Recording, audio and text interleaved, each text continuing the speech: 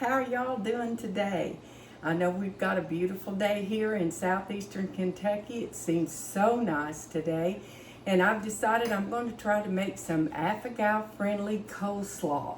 That is basically just a beautiful head of cabbage that I just got at the farmer's market today. And then I went into our local IGA and I found some new products that were green on the Affogaw Fig app. And I'm going to show those to you. This is the freeze-dried red onions.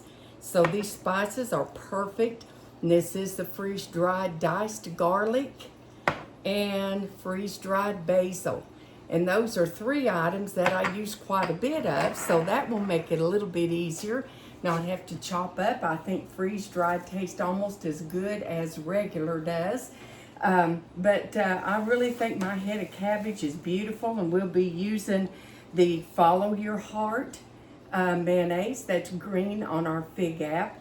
And we just put a little bit, we're going to use the monk sugar since he seems to be so sensitive to regular. But now you can use whatever sugar that, you know, your Affogaw loved one can eat. He used to could eat that Pioneer from Costco, and then we tried that ZULKA that had not been run through the bone char. So if you're having problems with sugar, you're having a reaction to it, then try those, or you know, go like to this, because I have no aftertaste in this. I've made pickle relish with it. I've made ketchup. I think the ketchup was a little bit thinner than what the other was when I made it, but it still tastes great, and it's still something that he can put on, you know, fried potatoes. So I think that will be good. So we're going to go ahead and get this cabbage cut up and processed, and then I'll get back with you. Okay, we got all of that grated up and in our bowl with our carrots, and my crew likes green onions in there, so we're chopping those up a little bit and getting those ready to go in. And then we'll be ready to make the dressing. Coleslaw is not really that hard to make. It's just something that's a little more time consuming that you have to work with, but it's good. And this will be Affogaw friendly, or I'm going to be using that monk fruit, so it could be sugar-free also. All right, so now we're going to get our bowl here. I think I'm going to start off using about right now about a half of a cup of the Heart mayonnaise that I was telling you about. This is the only kind so far that I have seen that he's been able to tolerate. And then we're going to put in about a teaspoon of vinegar, just plain white vinegar. And I'm going to put in this monk fruit. I'm crazy, monkey fruit. But that's what it's called, M-O-N-K, monk fruit. And it don't have a aftertaste, so I think that is very good. I don't like that has the aftertaste. And I am going to put in a tablespoon now of that. I probably should have measured that for you, but I'm just going to guess at it, about a tablespoon. And then salt and pepper to taste. If you all like a little sweeter, my family doesn't like theirs as sweet. They like theirs a little more vinegary tasting. And so they kind of like that sour. So we got sweet, little sweet and a little tang.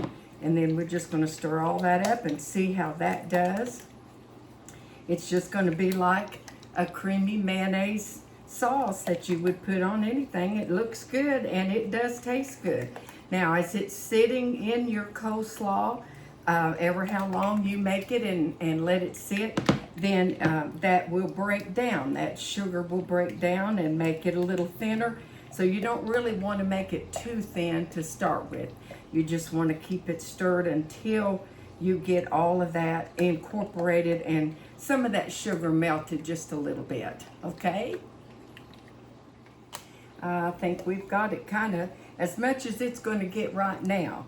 Now you want to go ahead and put this on your cabbage, and I moved mine over to a bigger bowl that I could get into. And you want to just put this in there and stir it and then let it sit.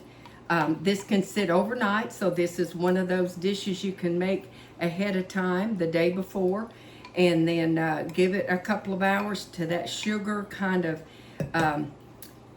melts, incorporates down into that mayonnaise.